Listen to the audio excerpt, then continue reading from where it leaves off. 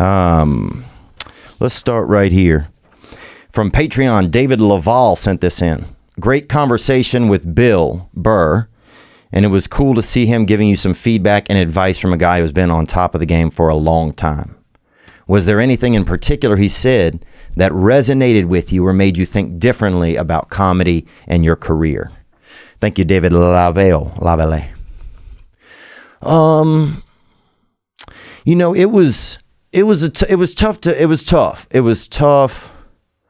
I was really glad that Bill came in. He and I had never had a long conversation in person before, ever.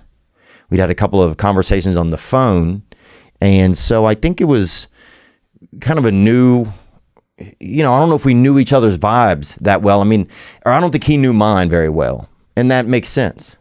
You know, I mean, I'm an oyster, you know, I'm a barnacle and he's a cruise ship, you know. And it was tough, man. It was tough. Like, it was just a tough conversation, man. It just wasn't, it wasn't bad. You know what it was? In hindsight, it was exactly what I should have expected.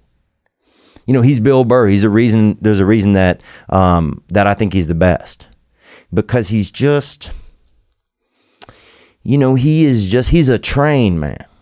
He's just a train. And he has his thoughts and he has his ideas and he's poignant about them. And I don't know if I had expectations in my head that it was going to be more of like a jovial chatter, or I just think our ideas of conversation, or the way we conversate, are just different a little bit. And he is exactly what he was Bill Burr to a T. He's brash. He's poignant. He's exact. You know, he really is like a NASA, you know, like a rocket. You know, and I'm more like sometimes like Phil Armstrong, you know? You find me just kind of moseying around on the moon, you know, monitoring how I feel. And he's that master blaster. He'll shoot right by you. And so, yeah, there were some things he said that really did kind of resonate with me. I think when he said that you have to work well with others, you know, he kind of said you got to get over not working with others. And I think some of that is true. It's like I got to look at myself, and it's like, well, if I'm going to work in certain circles, then I have to be sure that I'm comfortable with it. But I kind of have to make a decision so I'm not waffling all the time. Because half my choices, you could put syrup on them, bitch. They waffles. You know, I'm here, I'm there. I got butter, I got, you know, margarine. So who knows? So that was pretty good. What else did I take away from it? I came away feeling like it was probably good. Like if I had some ego, that maybe this was letting some air out of it. You know, I felt sometimes like I didn't know what to say. And I don't know if that's the best place to be. Sometimes you're supposed to be interviewing somebody or having a conversation with them. But I'm not like, you know, I wasn't disappointed in myself or anything like that. I think we're two different types of people. You know, when we talked about material and stuff, and I said, well, I treasure my material more. And for me, that's because I do stories. I tell stories. You know, and so for me, those things are personal, and they're more, you know, there's more of a personal value to them in that sense. But I think overall, no matter what, you know, I was grateful to be able to have him come in. You know, he is who we thought he was, and we let him off the hook. That's what I feel like. You know, he's exactly, you know, he was Bill Burr to a T. And he was exactly who, the thing that I love about him on stage is exactly what I loved about, exactly what he was in person. And so, you know, I think I think some of his stuff about manning up and sacking up, and I think that's right. I think I needed to hear that.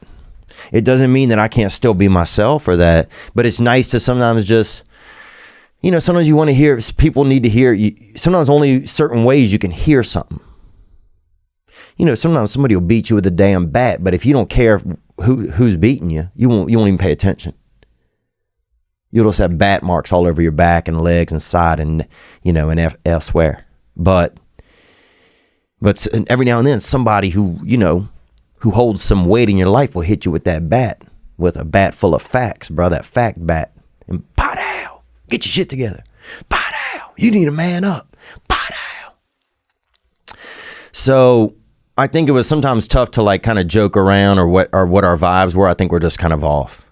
Again, I'm more like that Phil Armstrong and he's more like a little bit more like Rocket Man. But I'm grateful that he came in and that's really, I guess, let me think. Is there anything else? Anything in particular who resonated with you or made you think differently about comedy in your career? I think it made me think that if I'm going to get involved with Hollywood and that sort of stuff, that I need to kind of come to some peace with it. I think somewhere inside of me, sometimes I have a lot of just trust issues overall in every space of my life and commitment issues in every aspect. I don't want to be exploited. I don't want someone to take advantage of me. So it's a lot of fear shit. So, I don't think there are any accidents. I think everything happens for a reason. And so, yeah, it's like, what can I take away from that experience? So I think that's most of my thoughts on it. Sometimes I wish I'd have kind of spoken up a little bit more. But I think I just didn't really know kind of what to expect or whatever. And so once things kind of got just going in this just direction, I felt like I was on a, you ever, when you're learning to ride a bike and the first time it starts going and you're like, I can't get it. And then it's going, you're like, whoa. And then you just crash right into the side of a Colgate toothpaste blue Chevelle, and this bitch gets out and starts talking shit, dude, and it's not even hers. She's just sitting in it smoking. So it was kind of like that, things got going downhill or going, downhill, and I couldn't, I just was on for the ride at a certain point. And so yeah, I think it was, in some ways it was a learning experience, and I don't even know what I learned from it sometimes, but I'm sure that certain things will pop up. And I was just, I'm glad that I got to sit down with somebody that I really, really, he's just so fearless. He's just so fearless. And I wish I would have asked him more about like parenting a little bit, about things, what things that he loves about his wife. I don't know. I was kind of thinking about stuff like that. I could have asked him, more about like his material and what does it mean when he gives it away and that sort of thing. But we're also at different points in our career. So him, the world that he's living in is different than the one that I'm living in. But yeah, I think I just take from it what I can and in the end just be glad that he came and sat down with me.